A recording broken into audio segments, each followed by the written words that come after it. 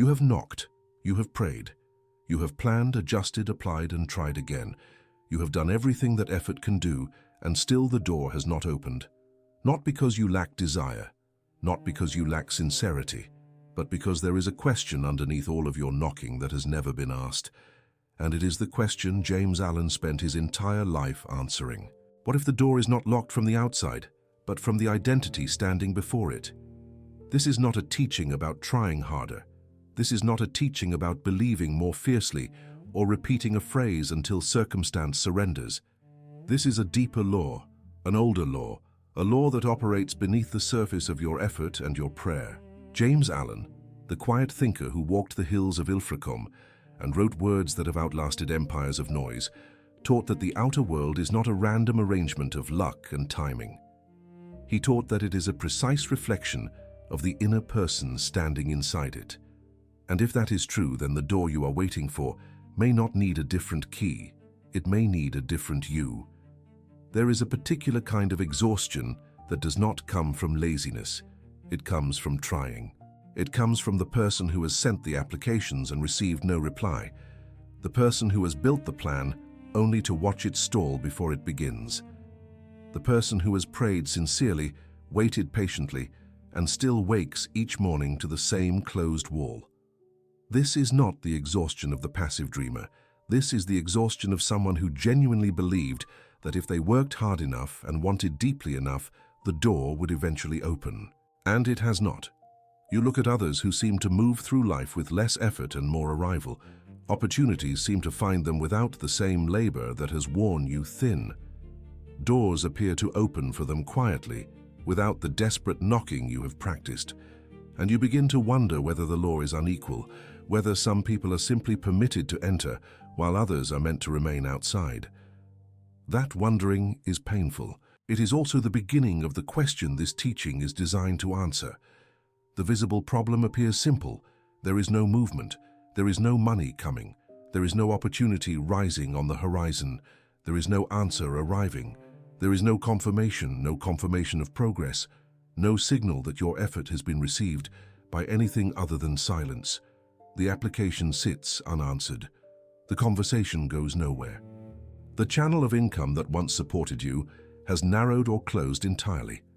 The plan that looked reasonable in theory has produced nothing in practice. Visible progress has stopped, and you are standing in the stillness, wondering whether it will ever resume. What does a person do with that stillness? The natural response is to increase the pressure, to send another message, to make another call, to revise the plan, to find a new channel, a new approach, a new angle through which the thing you need might finally arrive. This is not foolish, this is instinct. When the outer world is not responding, the outer world is where you go looking for a solution, and yet the outer world continues to resist. The pressure produces friction. The revised plan produces another silence. The new channel closes before it opens. There is also the emotional weight of this season. Closed doors do not only affect finances, they affect identity. When you knock and are not answered, when you apply and are not selected, when you reach and are not met, something inside you begins to absorb the silence as a verdict. The silence starts to sound like an answer. Not the answer you wanted, but an answer nonetheless. It begins to feel as though the universe is confirming what a part of you already feared, that you are not the kind of person for whom doors open easily, that the good things belong to someone else, that your effort is sincere but somehow insufficient. That internal narration is not neutral. It is not merely a private emotion you carry while you keep working. It is a signal being sent into the fabric of how you present yourself, how you speak, what you pursue, how you respond to an unexpected possibility, and whether you recognize a door when it is standing slightly open before you. The internal narration shapes the external movement, even when you believe you are separating the two. James Allen understood this connection with a precision that most people, even today, have not fully absorbed.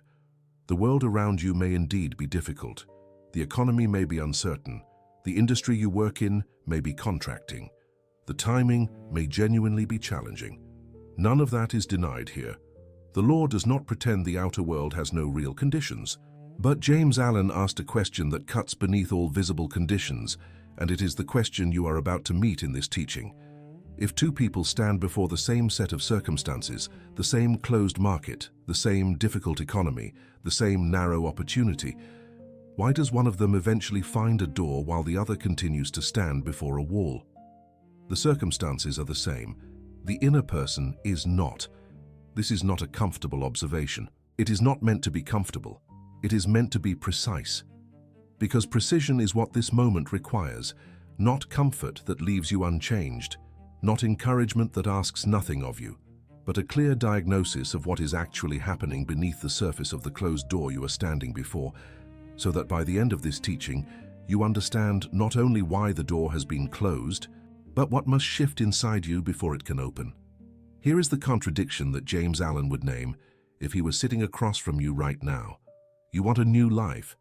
You want a different kind of income, a different kind of opportunity, a different kind of circumstance. You want to live in a world that is noticeably different from the one you currently occupy. And that desire is real. It is not shallow. It is not a passing wish. It is a deep and sincere longing for something that you believe is possible and right for you. But here is what has gone unexamined. You are asking for the door of a new life to open to the self of the old one. The door you are seeking belongs to a specific kind of person. It belongs to the person who thinks in a particular way, who carries a particular inner posture, who reacts to pressure in a particular manner, who speaks from a particular level of worth, who recognizes opportunity from a particular quality of attention. That door has not been designed for a stranger. It has been designed for a self, and the self must match the door before the door can be moved. This is not punishment. This is law, and James Allen spent decades articulating it with a quiet certainty that no amount of modern noise has yet replaced. You may have changed your plan, you may have changed your method, you may have changed your appearance, your resume, your approach, your circle, your location, even your goals. These are all external adjustments, and external adjustments have their place. But if the identity underneath all those adjustments has remained the same, the outer rearrangement is like repainting the outside of a house whose foundation is still cracked. The presentation may shift, the result remains. Because the result does not follow the presentation. It follows the person inside it. What does it mean to remain the same identity while asking for a different door? It means that despite the prayers, despite the effort, despite the revision of plans, the inner self still carries the emotional signature of the old life. It still reacts with the reflexes of someone who expects closed doors. It still speaks with the subtle language of someone who doubts their right to enter. It still interprets silence as rejection rather than as the pause before preparation. It still shrinks when a new possibility appears, because the new possibility looks too large for the self that is used to small rooms. And so the door, even when it briefly appears, is passed by. Not because the person lacks desire, because the identity is not yet aligned with what stands behind it. This is the contradiction that lives beneath the visible problem. On the surface, it looks like a closed door. Beneath the surface, it is a conversation between the inner self and the outer world, and the outer world is answering in perfect faithfulness. It is answering what the inner self is genuinely transmitting, not what the inner self is hoping to project, not what the inner self says in its finest moments, but what it actually carries, hour after hour, in its habitual thought, its default emotion, its practiced reaction, and its assumed worth. Do not receive this as blame. That is not the purpose of this teaching, and it is not the spirit of James Allen's work. James Allen did not write to shame the struggling person. He wrote to liberate them. He wrote because he understood that the person carrying a poverty of identity, a scarcity of self-worth, a habit of expecting the worst, is not a flawed person. They are a person who has not yet understood that the inner condition is the cause, not the consequence. Once that is understood, not merely intellectually but genuinely received, everything becomes available for change. The contradiction is this: you are loyal to a self that cannot enter the room you are praying to reach. You are protecting an identity that was formed by circumstances you are desperate to leave. You are emotionally attached to a version of yourself that feels familiar, feels safe, feels honest, and feels like who you actually are.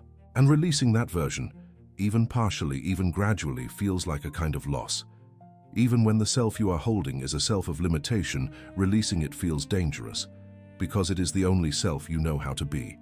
And James Allen's great gift is that he shows you how to know a different one.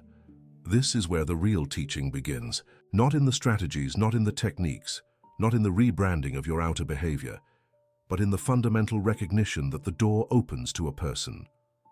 And you are in the process of becoming that person. That process is not pretending. It is not performance. It is the most serious inner work a human being can undertake. It is the work that changes thought into character and character into destiny.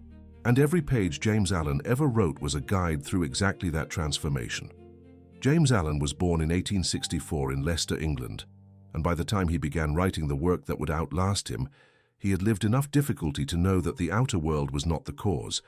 He had known poverty, he had known the sudden loss of a father and the weight of responsibility that falls on a family when provision disappears. He had known what it meant to look at the visible world and find no open door. And it was out of that experience, not apart from it, that he arrived at the law that became the foundation of everything he wrote. The law is simply this: a man is literally what he thinks. His character is the complete sum of all his thoughts. This statement, which opens his most celebrated work, is not a slogan. It is a diagnosis.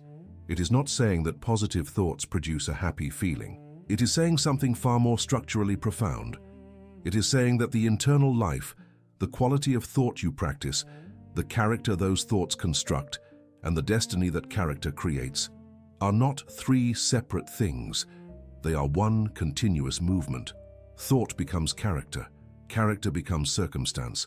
Circumstance is not happening to you from the outside. It is being generated from the inside outward, shaped by the invisible self you have been building through every repeated thought you have entertained over the years of your life. Allen did not teach that wishing produces results. He taught that becoming produces results. There is an enormous difference between these two positions, and most people who have struggled with what they call manifestation have been working with the first while expecting the rewards of the second. Wishing states a desire.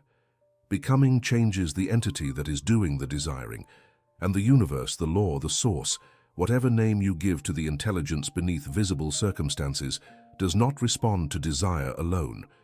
It responds to the state of the person who carries the desire. It responds to what you are, not only to what you want. This is why Allen spoke so often of the mind as a garden, not as a metaphor for cheerful decoration, but as a precise image of how the inner life works. A garden grows what is planted, not what is wished for.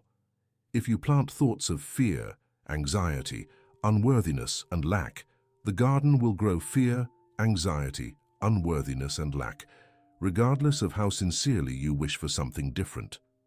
The wish does not override the planting. The harvest follows the seed, and the seeds you have been planting are the thoughts you have been rehearsing returning to, feeding with attention, and treating as the most reliable truth about your situation. Allen also taught something that is even more challenging than this. He taught that the outer circumstance is not your enemy. It is your teacher. The closed door is not an obstacle placed there by a hostile universe to defeat you. It is a precise communication from the law, telling you something about the current state of the inner person standing before it. This reframe is not comfortable, but it is profoundly empowering, because if the outer circumstance is a mirror of the inner condition, then the inner condition is the place where change becomes possible, and that is the one place where you have complete jurisdiction. When Allen wrote about character, he was not speaking about morality in a narrow religious sense. He was speaking about the total composition of the inner self, the habitual quality of thought, the practiced emotional response, the assumed level of worth, the default interpretation of difficulty, the posture the self takes when it approaches a door. All of these together form what he called character, and character is not fixed.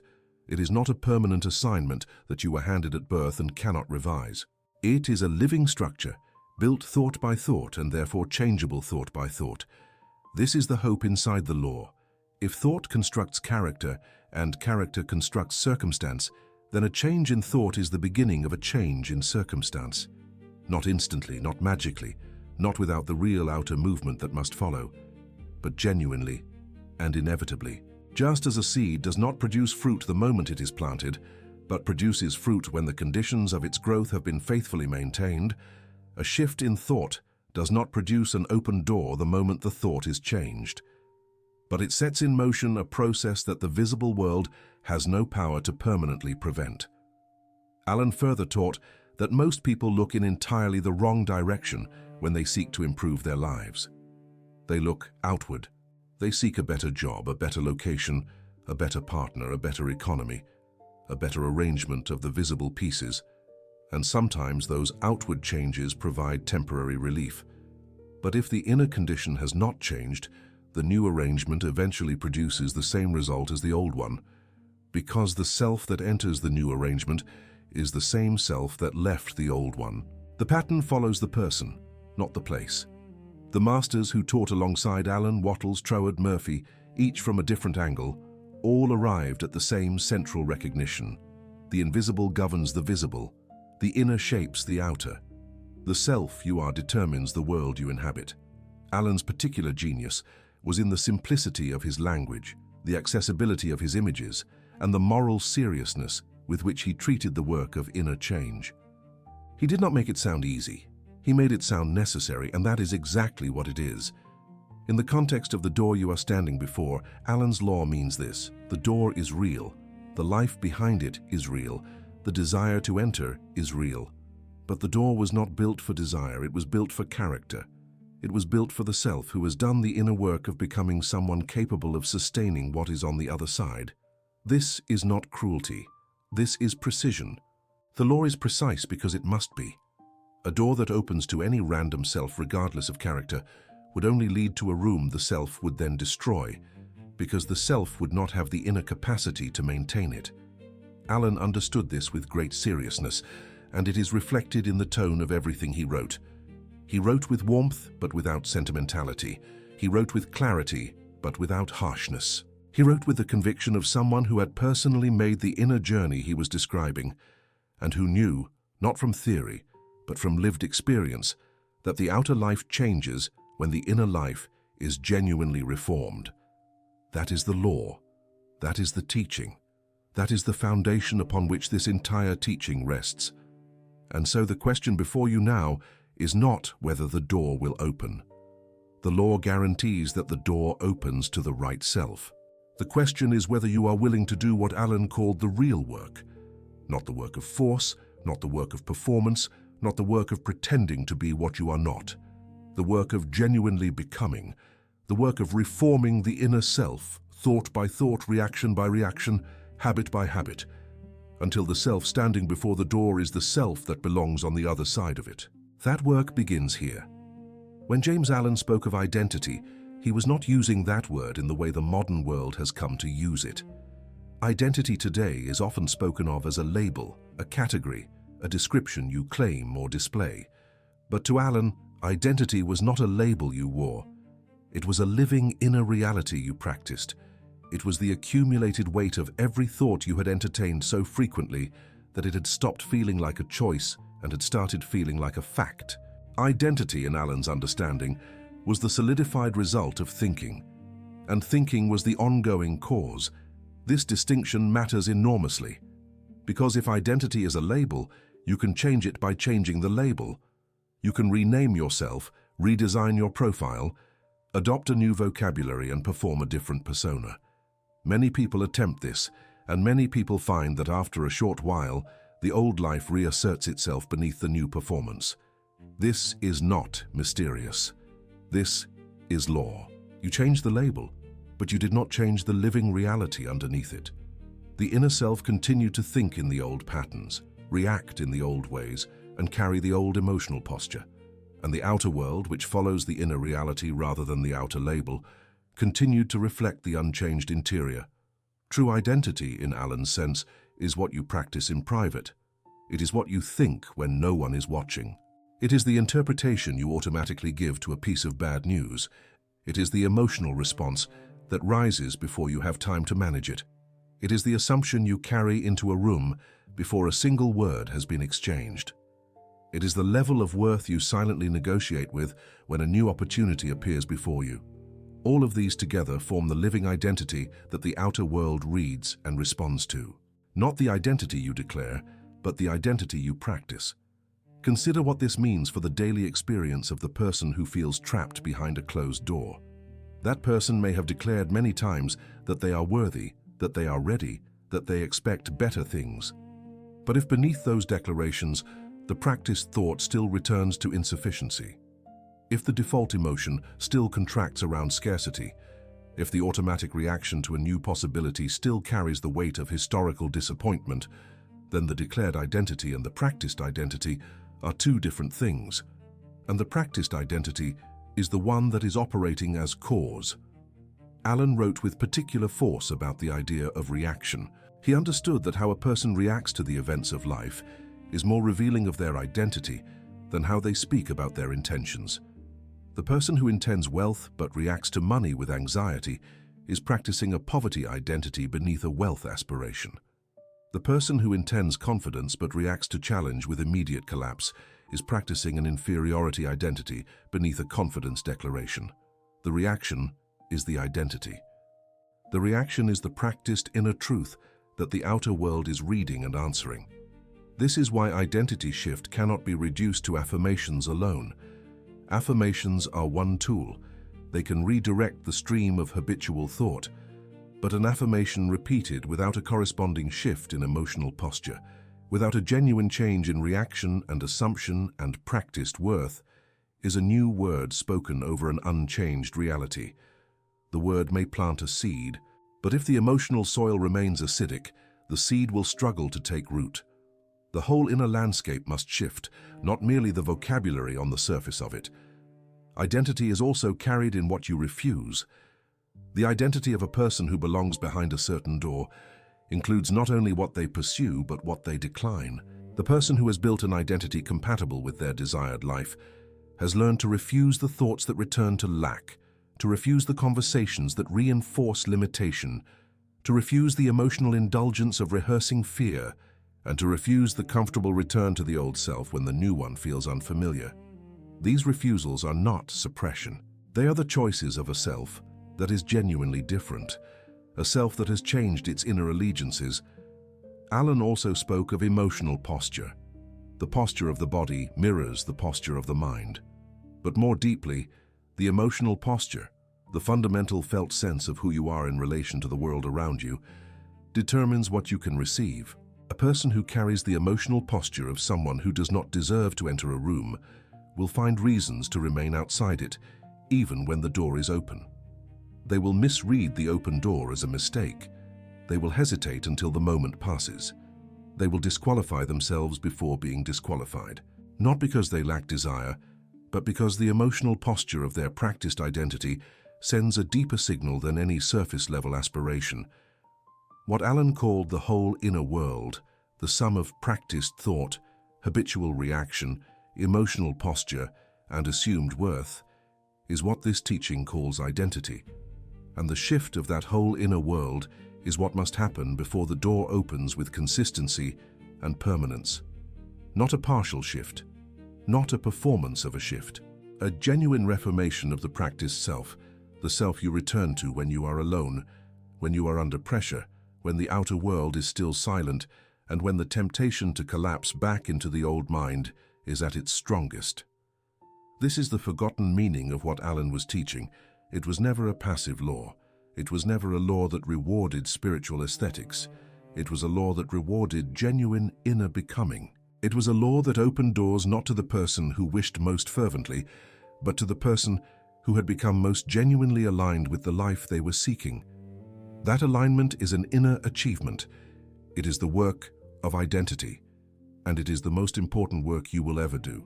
There is an error that does not feel like an error. It feels like diligence. It feels like responsibility. It feels like doing what any reasonable person in a difficult situation would do. And because it feels this way, it goes uncorrected for years, sometimes for an entire lifetime. The error is this: you have been working on the door without working on the self. You have been pushing at the surface of the outer world while the inner world has remained fundamentally unchanged. And because the law operates from the inside outward, the outer pressure has produced friction, but not entry. This is not a gentle observation, but it is a necessary one. Because the person who has been working hard, sincerely, persistently, and still finds no open door deserves more than comfort. They deserve a diagnosis. And the diagnosis that James Allen would offer is both precise and freeing. You have been applying your effort to the wrong location. Not entirely wrong, because outer action has its place in the certain way of any genuine law, but disproportionately, almost exclusively, focused on the outer surface of the problem, while the inner cause has been left untouched. What does it look like to push the door without becoming different? It looks like sending applications from the same identity that has always been declined. It looks like returning to the same conversation with the same emotional posture that has always produced the same friction. It looks like praying for a different outcome while inwardly rehearsing the same fear. It looks like revising the strategy while maintaining the same inner relationship with worthiness, expectation, and self-concept. The strategy changes, the self does not. And because the self does not change, the result does not change. The outer revision without inner reformation is rearranging the surface of a life while leaving its foundation in place. Consider the person who applies for an opportunity and is declined. They revise the application, apply again, and are declined again. They revise once more, seek advice, receive feedback, adjust the presentation, and apply a third time. The effort is genuine. The persistence is real. But if throughout this process the inner relationship with that opportunity has not shifted, if the identity standing behind each application still carries the same subtle disqualification, the same practiced sense of someone who expects the closed door, then the revision of the application is addressing the symptom while the cause remains untouched. The application may become more technically refined, but the self sending it carries the same inner signature as before. This is the error, and it is not a character flaw. It is a gap in understanding. The person doing this is not lazy, they are not faithless, they are not wrong to persist. They are simply applying effort to the visible layer of a problem that is rooted in the invisible layer. They have been told by the world around them, by culture, by education, by every visible system of reward, that outer action is the primary cause of outer results. And that belief is so deeply embedded that even when the outer action consistently fails to produce results, the response is more outer action rather than a fundamental inquiry into the inner condition beneath it. James Allen would say that this person is confusing the adjustment of circumstances with the reformation of character. Circumstances can be adjusted without inner change. You can move to a different city, switch industries, rewrite your resume, borrow money, partner with someone new, and none of these adjustments is wrong in itself. But if the character that enters each new circumstance is the same character that left the old one, the new circumstance will eventually produce the familiar result, because the result follows the character, not the circumstance. The harder version of this truth is that the error compounds over time. Each time the door does not open despite the outer effort, the identity absorbs a small confirmation that it was right to expect the closed door. Each failed application adds weight to the felt sense of being someone for whom doors do not open. Each silence from the outer world is interpreted as evidence of the unworthiness that was already suspected, and so the identity drifts further from the level required by the door, not because the person is failing in effort, but because they are absorbing the results of effort into a self-concept that was already carrying the signal of limitation. The outer failure reinforces the inner identity, and the inner identity reinforces the outer failure. To break this cycle, the intervention must happen at the level of cause, not consequence. The door is the consequence. The identity is the cause. Effort applied to the consequence while the cause remains unchanged is effort applied to the wrong location. This does not mean the effort is worthless. It means the effort must be directed inward first, or at minimum simultaneously with the outward movement. The self must be reformed alongside the strategy. The character must become the subject of work, not merely the instrument of it. This is the invisible error. It is invisible because it is the opposite of what the visible world teaches. The visible world says, work harder on the outer. The law says work deeper on the inner and the outer will follow. The visible world says, if the door does not open, push harder. The law says, If the door does not open, examine the person doing the pushing, not to condemn them, not to paralyze them, but to see clearly what must change in the invisible self before the visible world can respond in kind. Alan never taught that this was an easy recognition. He taught that it was a necessary one. He taught that the person who receives this recognition and acts upon it, who genuinely turns inward and begins the real work of thought reformation and identity shift, is not giving up on the outer world. They are discovering the only reliable access point to it. They are finding the lever that is long enough and deep enough to actually move the world they are trying to enter. That lever is the self. And the self is where this work now turns. The error you did not see is now visible.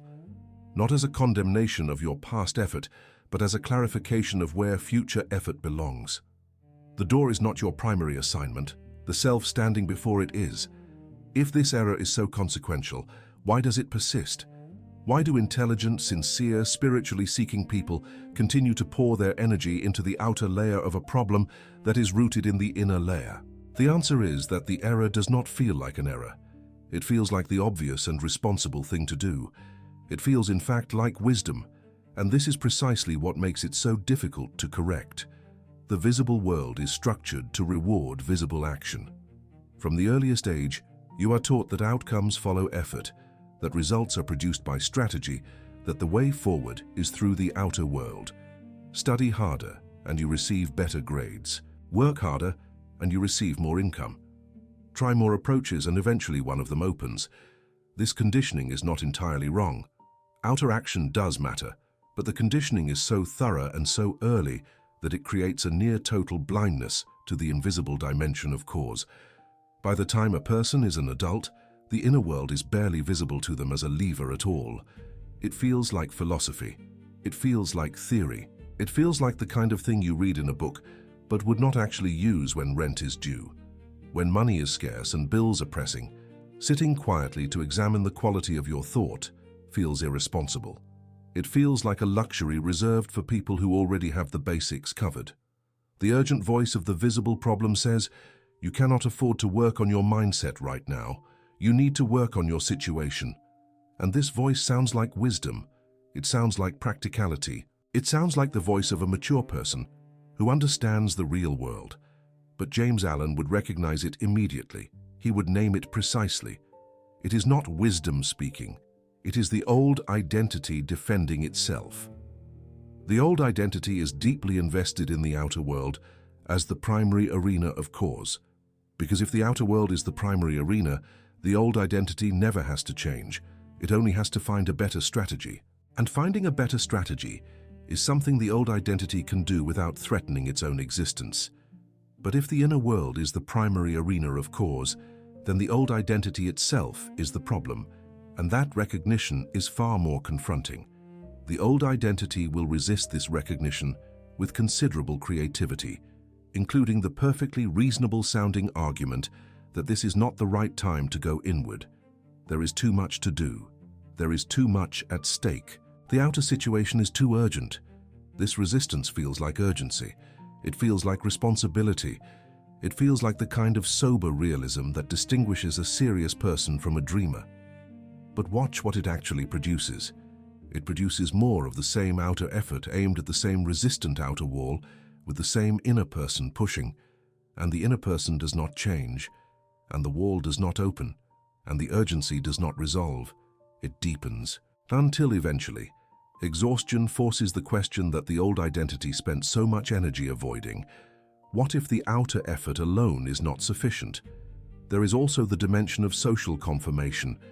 The people around you, even the well-meaning ones, tend to reinforce the outer focus. When you are struggling, they offer outer advice. Apply to more places, try a different approach, network more, spend less. These are not malicious suggestions, but they are all operating within the visible layer of the problem. No one in your immediate circle is likely saying, the first and deepest work is the reformation of your inner self. Because that work is invisible, it does not look like work to the outer world. It does not produce observable output that others can confirm. And without social confirmation, it is easy to feel that you are not doing anything real. James Allen understood this social dimension. He understood that the person doing genuine inner work is often invisible to the people around them. They may appear to be doing nothing when in fact they are doing the most consequential thing available to them. The inner work does not create a visible product immediately.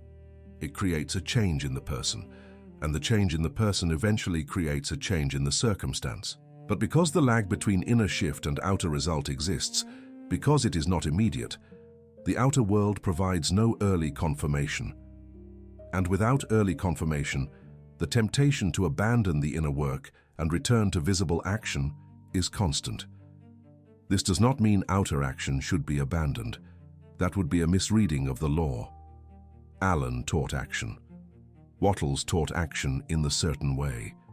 The law does not honor passivity, but the action it honors is action taken from a different inner state, a reformed self, a genuine shift in character, from which the outer movement carries a different quality and produces a different encounter with the world. The error is not taking action. The error is taking action exclusively from the old self and expecting a different result. The recognition that this error feels like wisdom is itself a form of liberation. Because once you see that the voice urging you to stay in the outer layer is not practical wisdom, but the old identity's self-preservation, you can choose differently. You can honor the urgency of the outer situation while simultaneously beginning the inner work that makes the outer effort truly effective. You can act and become at the same time. That is not irresponsibility. That is the integration that every master of this law eventually teaches. The outer and the inner are not separate tracks. They are one movement, and it begins from within. To understand why identity opens doors, you must first understand what identity does to the world around you. Identity does not merely change how you feel. It changes what you see. It changes what you notice, what you interpret as possible, what you register as an invitation, and what you pass by without recognition. Two people walking through the same set of circumstances will perceive an entirely different landscape. Not because the landscape is different, but because the identity through which they are perceiving it is different. This is not metaphor. This is the functional reality of how human perception works, and it is the mechanism behind James Allen's teaching that character shapes destiny. A person who carries the identity of someone who expects closed doors will walk through a room full of open possibilities and see walls. They will receive a piece of information that contains an embedded opportunity and process only the difficulty within it. They will be introduced to someone who could change their circumstance and feel too unworthy to pursue the conversation. They will notice every piece of evidence that confirms the closed-door narrative and filter out, often entirely unconsciously, every piece of evidence that contradicts it. This is not pessimism as a personality trait. This is identity as a perceptual filter, and it operates below the level of conscious choice. Confidence is one of the most visible expressions of this perceptual shift. The person who has built a genuine identity of inner certainty, not arrogance but the quiet certainty that comes from a reformed self, walks into a situation and sees it differently. They notice the detail that the anxious person missed. They hold the gaze that the uncertain person broke. They ask the question that the contracted person swallowed. They follow the thread that the fearful person dropped. None of these differences are dramatic in isolation, but together they constitute an entirely different engagement with the same set of circumstances.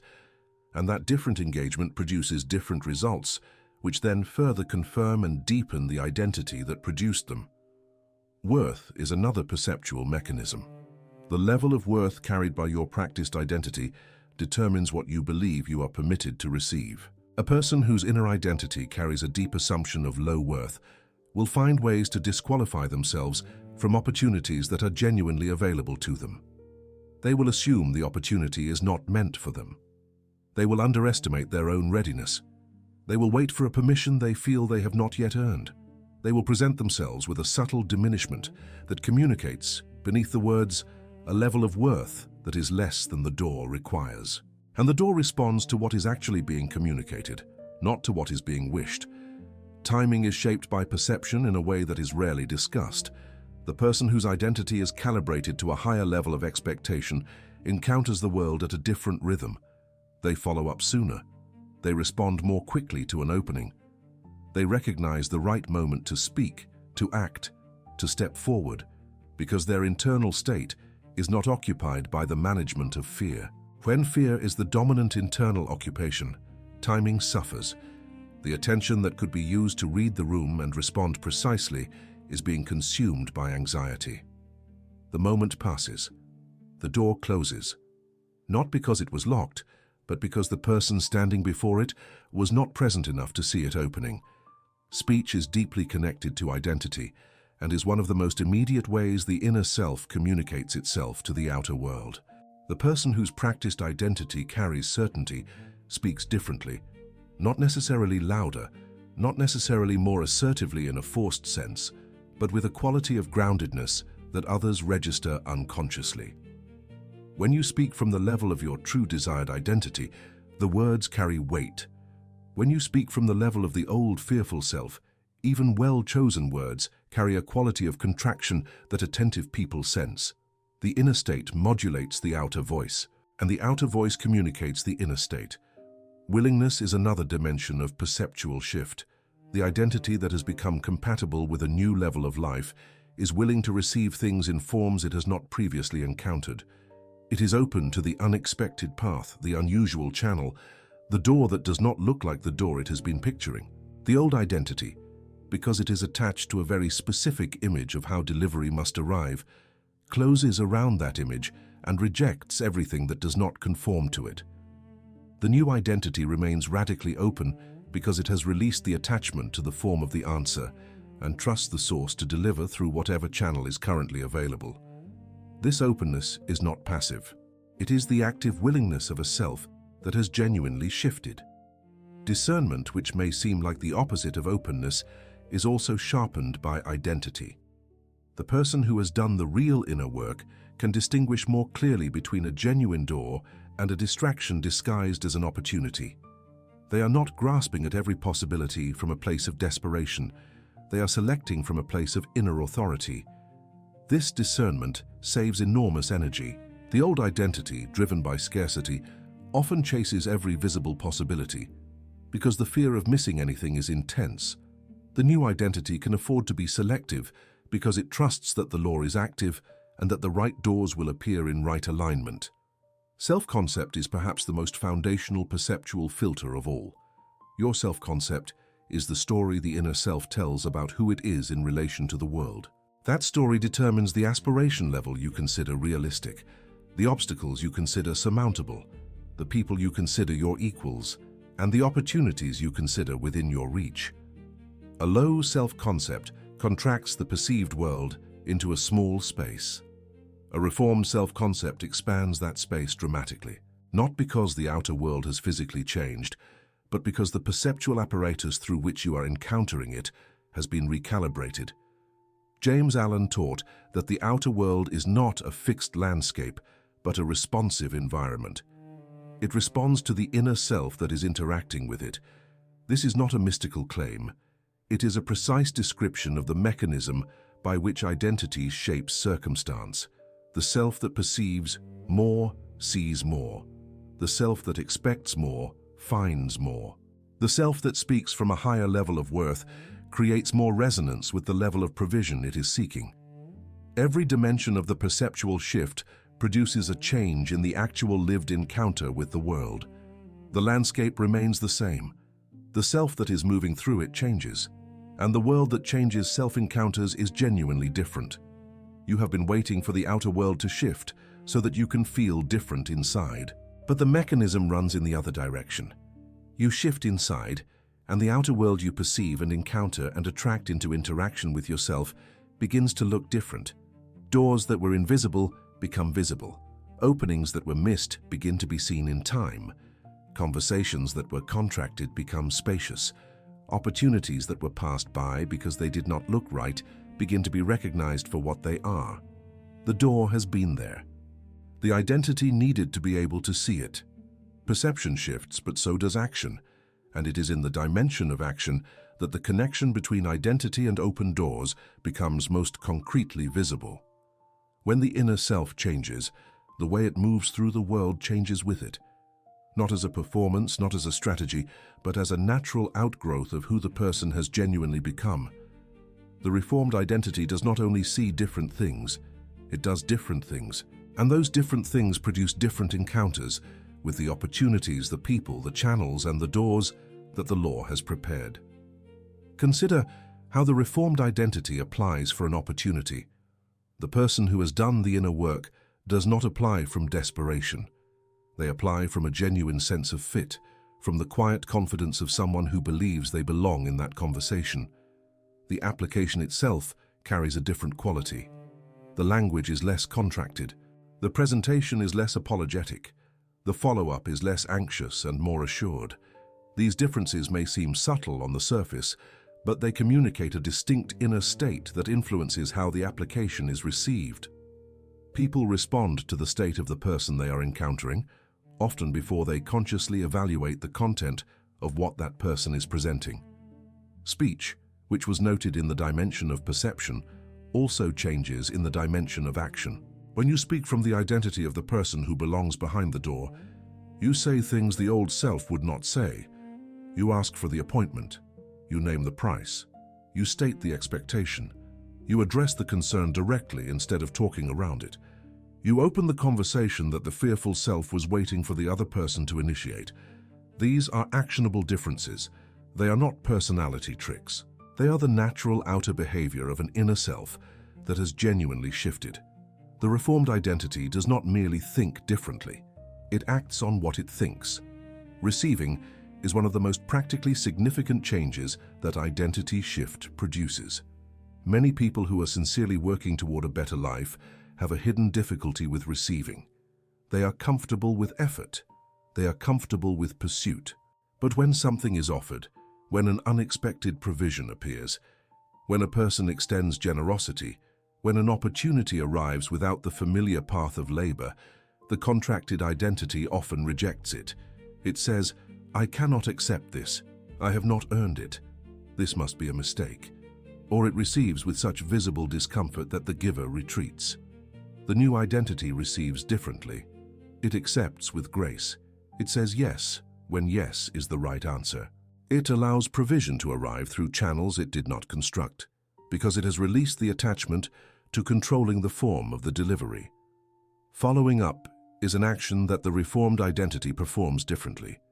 The old self, whose identity was built around the expectation of rejection, often does not follow up.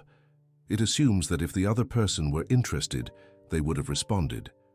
It interprets silence as a verdict. The new self follows up from a place of genuine interest rather than desperate need. It checks in with the warmth of someone who genuinely believes the conversation is worth continuing, and that quality of follow-up, the absence of desperation, the presence of assurance, often opens a door that the initial contact alone did not. Persistence is transformed by identity shift. The old identity persists from fear. Its persistence is anxious, reactive, and vulnerable to interpretation at every step. The new identity persists from conviction. Its persistence is calm, directional, and anchored in the sense that what it is moving toward is genuinely right and genuinely achievable. This difference in the quality of persistence, not just its duration but its inner texture, produces different responses from the world. The person who persists from conviction is easier to trust, easier to say yes to, easier to invest in. The person who persists from fear can be sensed as someone whose desperation might create complications. The outer behavior of persistence is the same in both cases. The identity behind it is not.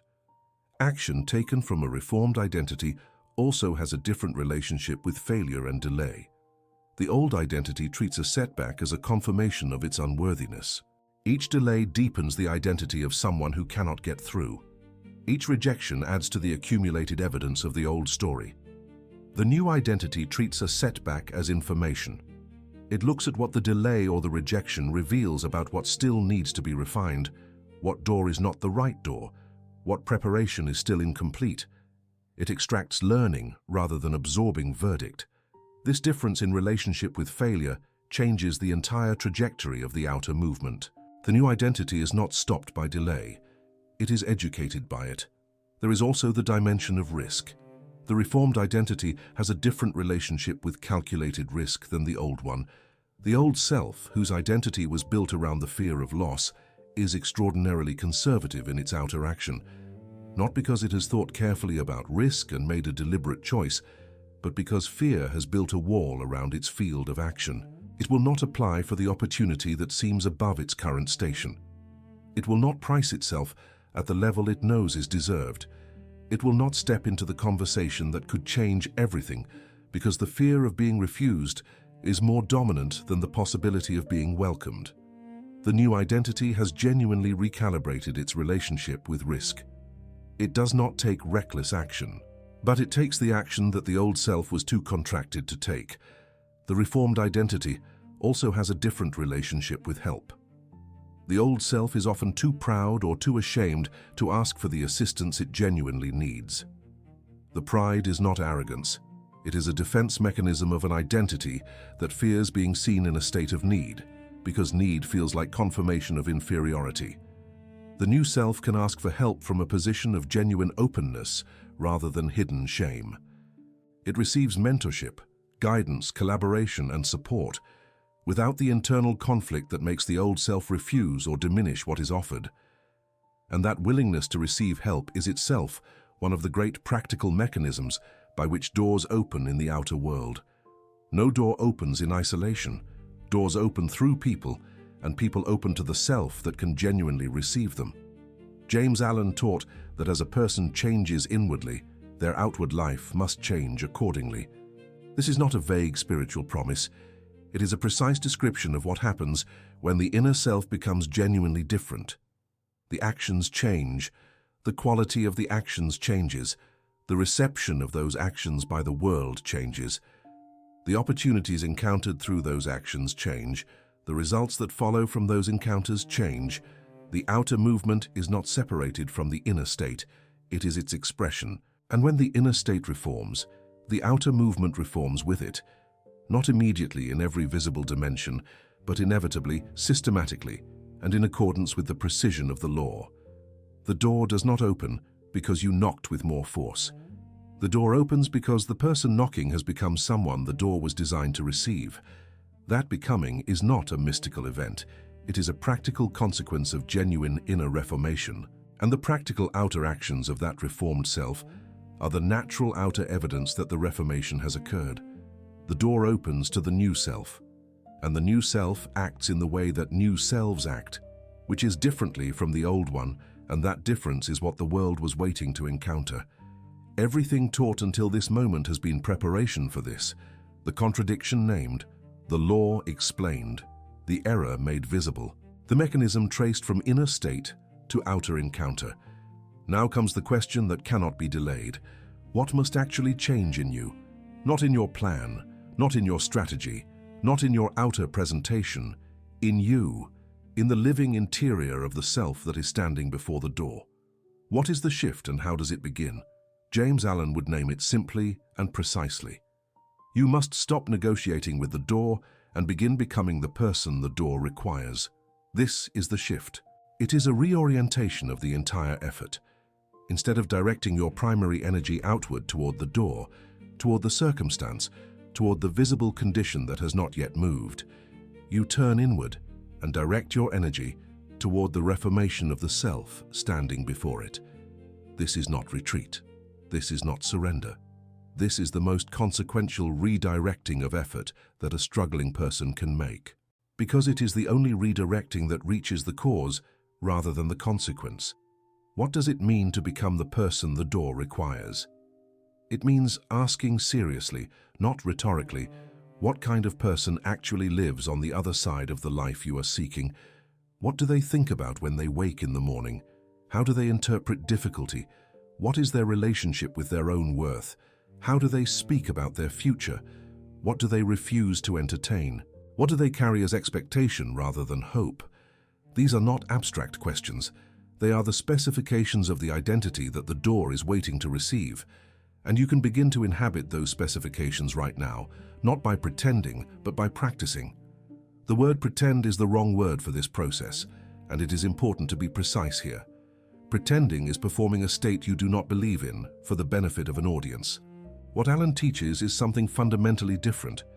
It is the genuine practice of a higher thought until that thought becomes the dominant pattern. It is the deliberate cultivation of a new inner garden until the new seeds grow stronger than the old ones. It is the choosing of a different inner posture, again and again, until the choice becomes less effortful and the posture becomes more natural. This is not pretending. This is becoming. These are not the same thing. The shift begins in the moment-to-moment management of thought, not in the dramatic grand gesture, not in the single powerful prayer, but in the ordinary daily decision about which thoughts you feed and which you allow to pass without cultivation. When the thought of unworthiness arises, and it will, the shift asks, is this thought compatible with the identity of the person who lives behind my desired door? If the answer is no, you do not fight it, you do not suppress it, you do not pretend it never arose, you simply decline to water it. You decline to follow it into its familiar argument. You let it pass and return to the thought that belongs to the self you are becoming. The shift is also felt in the body. When the new identity is being practiced, there is a physical quality of expansion. The breathing changes, the posture opens, the facial expression softens from the tension of ongoing fear management into something quieter. This is not a technique to perform. It is a natural consequence of a genuine inner shift. When the thought stream changes, the body changes with it. And when you notice the old contraction returning, the shoulders drawing in, the breath shallowing, the jaw setting into its familiar tension of expecting a blow, you can use that physical signal as an invitation to return to the inner practice. The body is always reporting honestly on the state of the inner self. The shift includes a change in what you will not accept from your own inner voice. The old identity had a very permissive relationship with thoughts of limitation. It allowed them to run for hours, to be rehearsed repeatedly, to be treated as reliable news from the real world. The new identity develops a different relationship with those thoughts. It recognizes them as the old mind's habit, not as current truth. It does not give them the floor, not out of fear of them, but out of a growing understanding that those thoughts are seeds, and seeds become gardens, and you are no longer willing to grow a garden you do not want to inhabit. This is not repression. It is gardening, which is exactly the image James Allen used. The shift also requires a change in how you speak about your situation, not only to others, but in the interior monologue that runs beneath your daily experience. The person you are becoming does not narrate their life from the floor of the old identity. They do not speak of the future as though it has already been determined by the past. They do not describe themselves with the vocabulary of permanent limitation. They speak carefully, not falsely, but carefully. They distinguish between what is currently true as a condition and what is permanently true as a destiny. They speak what they intend to become as though it is the direction they are already moving, because it is. You stop begging the door. This is one of the most significant practical shifts that the new identity produces. The begging posture, which is the posture of the contracted self standing before what it desperately needs, communicates a level of worth that is below the door. It communicates scarcity, dependency, and the implicit message that you are not sure you belong on the other side. The new identity does not beg. It presents. It arrives at the door with the quiet authority of someone who belongs there, not with arrogance, not with aggression, but with the settled certainty of a self that has done the inner work of becoming compatible with what the door leads to. That posture changes everything. The shift is not a single event. It is a direction. You begin it today in the quality of thought you choose to practice, and you continue it through every pressure, every delay, every silence from the outer world. The door will open. The law is precise, but it opens to the self that has genuinely shifted, and that self is built in the interior, one practiced thought at a time. This is the most serious and the most rewarding work available to you. James Allen knew this. He lived it, and he left the teaching so that others could follow. The shift is a direction.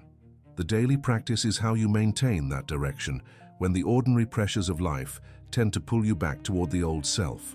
Without a practice, the shift remains an intention. With a practice, the shift becomes a lived reality that gradually reformats the inner self with the consistency that James Allen's law requires. The practice does not need to be complex. Complexity is often the old mind's way of making the inner work feel too difficult to begin. The practice needs to be honest, regular, and connected to the central question. The central question of the daily practice is this: what would the person behind this door think, decide, and refuse today? This is not a hypothetical exercise disconnected from your actual circumstances. It is a precision tool. You bring it to the real situations of your real day. When a piece of challenging news arrives, you pause and ask, what would the person behind this door think about this? Not with false positivity, not with denial of the real challenge, but with the genuine curiosity of someone who is trying to inhabit a more expanded self. The person behind the door does not collapse in the face of difficulty. They think, they assess, they find the intelligent response. What is their thought here? When a decision must be made, you bring the question, what would the person behind this door decide? The person behind the door makes decisions from a different level of inner certainty. They do not decide from panic. They do not decide from the habit of choosing the smallest available option because the larger ones feel too risky. They decide from genuine discernment, from a considered reading of the situation, and from the quiet authority of a self that trusts both its own judgment and the law operating beneath circumstances. What is their decision here? When the old thought arises, when the old pattern of fear, contraction, or self-diminishment returns, the question becomes, what would the person behind this door refuse? They would refuse this thought. They would not indulge the familiar spiral into inadequacy. They would not spend the afternoon rehearsing the worst possible outcome. They would not speak the sentence of self-dismissal that the old identity would speak. They would refuse. Not with force, not with self-criticism for having had the thought, but with the quiet authority of a self that has chosen a different garden to tend. They would acknowledge the old thought and then decline to water it. This practice can take as little as a few moments at the beginning of each day. You sit quietly, bring the question to the day ahead, and set the inner orientation before the day's demands begin. What would the person behind this door think today? What would they decide? What would they refuse? These three dimensions of the question address the three primary domains in which identity is lived: thought, choice, and boundary. Together, they create a daily recalibration of the inner self toward the identity that the desired door requires. The practice must also be brought to the unexpected moments of the day, not only to the structured reflection at the start. When the disappointment arrives, when the old familiar contraction begins, when someone says something that triggers the old identity's defensive or diminished response, you have the practice available. You can pause. You can bring the question. You can choose in that moment to respond from the identity you are building rather than the identity you are leaving. That moment-to-moment application of the question is where the real identity reformation happens. Not in the quiet morning, but in the messy middle of a real day. Do not make this practice a performance to maintain for others. The practice is between you and the self you are becoming. It is private, it is serious, it is not for display, and it does not require perfection. When you return to the old identity in the middle of the day, as you will, you simply notice it and return to the practice without self-condemnation. The return is not failure. The return is the practice. Because the capacity to notice the old self and redirect toward the new one is itself the work of identity reformation. Every time you notice and return, the new identity grows slightly stronger, and the old one slightly less dominant.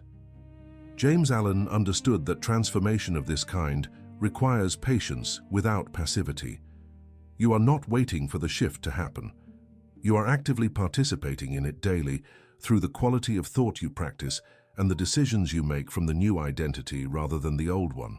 The practice is the mechanism by which the direction of the shift becomes the reality of the shift. Over days, over weeks, over months of faithful inner work, the identity that was being practiced becomes the identity that is lived. And the life that identity lives is a different life from the one the old self was inhabiting. This is the daily practice. It is not a ritual of complexity, it is a question of precision. What would the person behind this door think, decide, and refuse today? You answer it not in theory but in action, thought by thought, choice by choice, refusal by refusal, until the self who is answering the question and the self who belongs behind the door are no longer two different people. They are one. And when they are one, the door opens. There will come a moment, perhaps several of them, perhaps many, when you have begun the inner work, when you have turned toward the practice with genuine commitment, when you have asked the question and made the choices and refused the old thoughts, and the door still looks closed. The outer world has not yet responded. The circumstance has not yet shifted. The provision has not yet arrived. The opportunity has not yet appeared. And the old identity, which has been watching with patient attention, will speak. It will say, nothing is changing. It will say, this is not working. It will say, return to the old way, because at least the old way is familiar, and familiar is something. This is the test. Not the hardest kind of test, because the hardest kind would involve visible deterioration. This is the quieter kind of test, which in some ways is the more insidious kind. It involves the absence of confirmation. The door has not opened. There is no visible sign yet that the inner work is producing anything. And in that absence, the old identity offers a very compelling argument for return. James Allen knew this moment. He wrote for this moment. He understood that the lag between inner shift and outer result is real, and that the temptation to abandon the inner work during that lag is the central test of genuine identity reformation. The first thing to understand about this test is that the lag is not evidence of failure. It is a structural feature of the law. The law operates from inner cause to outer effect, but that movement takes time. It takes time for the reformed inner self to consistently produce reformed perception. It takes time for reformed perception to consistently produce reformed action. It takes time for reformed action to consistently produce different encounters with the world around you. And it takes time for those different encounters to accumulate into the open door you are seeking. None of this delay is punishment. It is process. And understanding it as process rather than as evidence of a law that is not working is itself an act of identity. The second thing to understand is that the pressure of the delay is real and does not need to be denied. This teaching does not ask you to pretend that waiting is easy, or that the visible silence does not create genuine difficulty. It is difficult. The bills are real. The need is real. The length of the delay feels long when you are in the middle of it. Denying that would not be wisdom. It would be another form of unreality. The law does not ask you to pretend the outer world does not exist. It asks you to maintain the inner shift despite the outer resistance, because the inner shift is what eventually changes the outer world. The test will often take a specific form. It will not always be the absence of any progress. It will sometimes be the appearance of evidence that contradicts your new identity. The application is rejected. The conversation ends without the outcome you expected. The person you were counting on does not come through. The inner voice that was beginning to carry certainty is now faced with visible data that seems to confirm the old story of unworthiness and unavailability. And in that moment, the choice is not between feeling nothing and feeling pain. The choice is about what you do with the pain, whether you absorb it as confirmation or process it as information. James Allen would say this clearly: do not return to the old mind, because the new one has not yet produced visible fruit. The seed planted yesterday does not produce fruit today. The farmer who plants and then digs up the seed 2 days later because it has not yet sprouted has not learned the law of the harvest. He has only demonstrated his impatience. The inner work operates by the same principle. You plant the new thought. You tend the new identity. You refuse to return to the old one just because the outer harvest is not yet visible. You continue the practice, not with desperate straining, but with the quiet patience of someone who understands the law and trusts its operation. The danger of the test is not that you will feel pain during it. Pain during the test is expected and is not a sign that you are failing. The danger is that the pain will be interpreted as evidence that the inner work is ineffective, and that interpretation will become the ground for returning to the old identity. That return is the one thing the test is designed to reveal as the choice you must not make, because every return to the old identity resets the inner work and requires the reformation to begin again from whatever ground has been lost. The test is asking one question: have you shifted identity genuinely, or only for as long as the outer world provided confirmation? Real identity is not contingent on confirmation. This is the deepest truth of the test. The old identity was entirely dependent on the outer world to tell it who it was. When the outer world was hostile, the old identity contracted. When the outer world provided a win, the old identity expanded.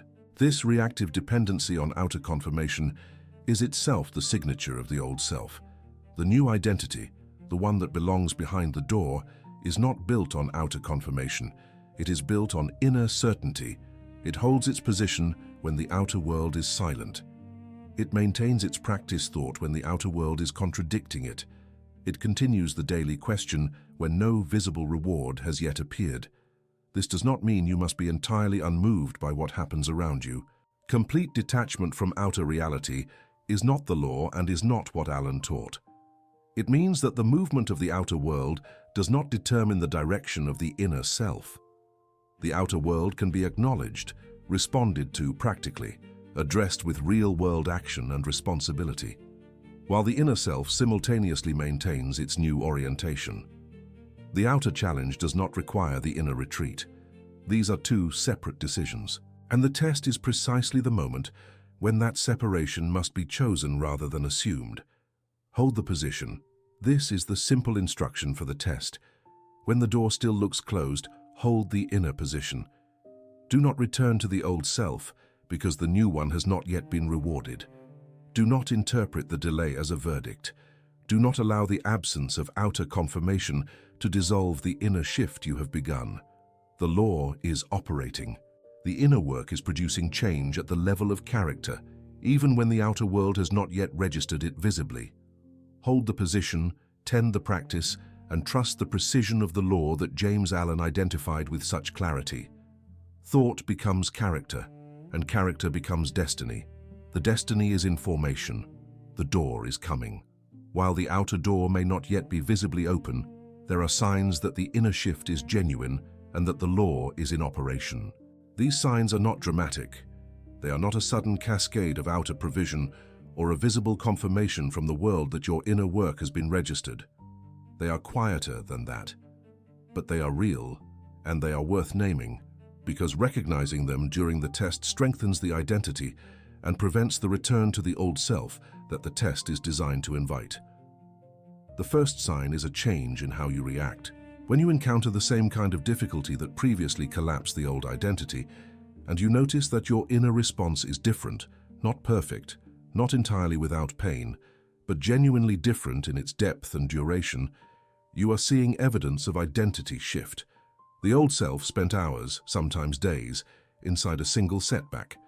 The new self acknowledges the setback, processes it, and returns to its direction with less loss of ground. This compression of recovery time is a real sign of genuine inner change. You speak differently, not only in the carefully chosen moments when you are trying to perform the new identity, but in the unguarded moments of ordinary conversation. When a friend asks how things are going and your natural, unmanaged answer carries less resignation and more genuine expectation than it would have months ago, that is a sign. When you describe your future without the habitual caveat of self-protection, the automatic softening of every aspiration so that disappointment will hurt less, when you speak with a directness that surprises you, that is the new identity speaking from its actual position rather than from the performance of one. You receive differently. This is one of the most telling signs. When an unexpected provision arrives, when someone offers help, when an opportunity presents itself from a direction you did not plan, and you receive it with grace and genuine openness rather than with the discomfort and self-doubt of the old identity, you are seeing the change. The old self refused gifts. The old self deflected compliments. The old self disqualified unexpected opportunities because they did not arrive through the approved channel. The new self receives. It says yes with genuine gratitude and genuine confidence that it belongs in the receiving position. That change is not small. It is one of the most practically significant shifts the inner work produces. You no longer beg from a position of inferiority.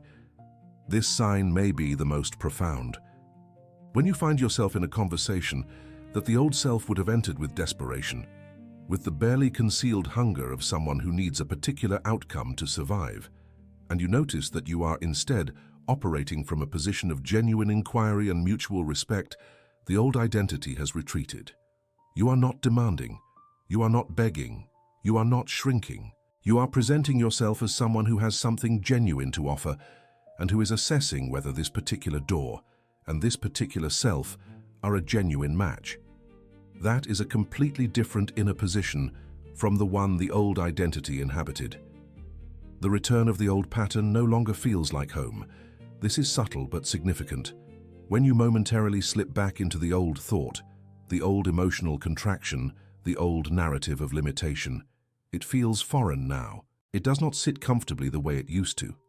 The old identity used to feel like the truth, like the realistic assessment of where you actually stood. The new identity has been practiced long enough that the old one now feels like a costume you have outgrown. The discomfort of the old pattern is itself a sign that you are genuinely different from the self who used to wear it without noticing. You interpret silence differently. Where the old identity heard rejection in every unanswered message and evidence of unworthiness in every delayed response, the new identity interprets silence as one of many possible realities, most of which have nothing to do with your worth. The outer world's lack of immediate response is no longer a verdict. It is information, sometimes useful, sometimes irrelevant, but no longer the defining word on your identity. This shift in the interpretation of silence is not a performance of equanimity. It is the genuine fruit of an inner self that is no longer entirely dependent on outer confirmation to know who it is. Do not demand these signs from yourself. They are not the goal of the inner work. They are the evidence of it. The goal is the genuine reformation of character, the daily practice of the identity question, the sustained choosing of the new self over the old one. The signs arise naturally from that sustained choosing. And when you see them, receive them not as permission to stop the work, but as confirmation that the work is genuinely operating, that the law is precise, that the inner shift is real, and that the outer door which responds to the inner person is moving toward an opening. Every teaching of the masters eventually arrives here, not at the idea, not at the explanation, at the commitment. At the moment when the understanding is taken from the mind and placed into the will, at the point where the person listening decides not only what they believe, but what they are going to do with what they believe. This is that moment. You have heard the law, you have seen the error, you have understood the mechanism, you have been given the practice. Now comes the declaration. James Allen taught that the outer life follows the inner life with precision and inevitability. He taught that thought becomes character, and character becomes destiny. He taught that the door opens to the person who has genuinely become the person the door requires. And now, at the end of this teaching, that truth must be converted from something you understand into something you hold as your personal living commitment, not as a wish, not as a hope, as a declaration of the direction you have chosen for your inner self. The declaration is this: my identity shifts and the door opens. Say this not as a magic spell. Say it not as a desperate wish cast into an uncertain air. Say it as a precise statement of what the law has promised and what your inner work is going to produce. My identity shifts because I have understood what Allen taught, that the inner self is the cause of the outer circumstance, and the door opens because the law is precise, and a genuine shift in the inner self must, by the nature of the law, produce a change in the outer encounter with the world.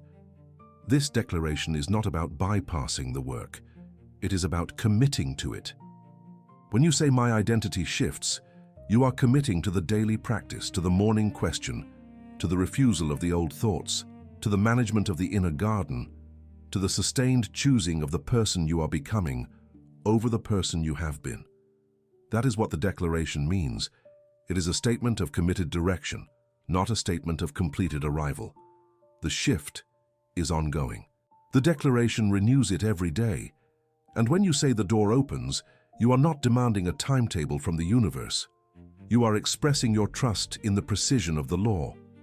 You are saying that you understand that the law is not broken, that it has been operating perfectly all along in response to the inner self you have been carrying, and that as that inner self changes, the outer response must change with it. This is not magical thinking. This is the application of a law that James Allen, and every master who understood it, recognized as one of the most reliable and precise laws governing human experience. The door may already be opening in ways you have not yet seen. The inner shift you have begun today is already changing what you will notice tomorrow, what you will say differently in next week's conversation, what you will refuse to accept from your inner voice in the weeks ahead. The law does not require dramatic, visible proof before it operates. It operates continuously, in direct proportion to the actual state of the inner self. And the inner self you are now committed to building is one that the law can and must respond to with an open door. Carry this declaration with you not as a comfort you recite, but as a living orientation you practice. In the morning, when the day opens before you, bring the question, what would the person behind this door think, decide, and refuse today? In the difficult moment, when the old self rises with its familiar argument, bring the declaration, my identity shifts, and the door opens.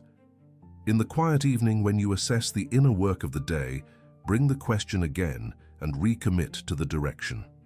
This is the practice that converts the law into a lived reality. This is the work Allen described. This is the inner movement that the door is waiting for. The door is not your enemy. It is a law. It opens to the self that has become compatible with what is on the other side. And you are, from this moment, in the process of becoming that self. Not as a performance, as a genuine inner reformation, thought by thought, choice by choice, practice by practice, declaration by declaration. My identity shifts, and the door opens. If this teaching has spoken to the part of you that is ready to stop pushing at the surface of the door and begin doing the deeper work of becoming, then write the declaration in the comments below. Write it not as a gesture of engagement, but as a genuine act of inner commitment. Write the words, my identity shifts and the door opens. Let those words be the beginning of your daily practice, and let the act of writing them here be the first choice the new identity makes in full view of the old one. James Allen left us a body of work that is as precise today as it was when he first wrote it. These are not historical curiosities. They are living laws operating right now beneath your circumstances, reading your inner self with the accuracy of a law that has never once failed to respond to a genuinely changed person. If you found this teaching valuable, remain with this channel.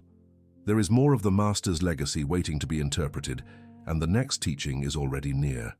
The teaching that follows this one goes deeper into what Allen called the old mind, the habitual inner structure that resists the new life even when the desire for it is sincere.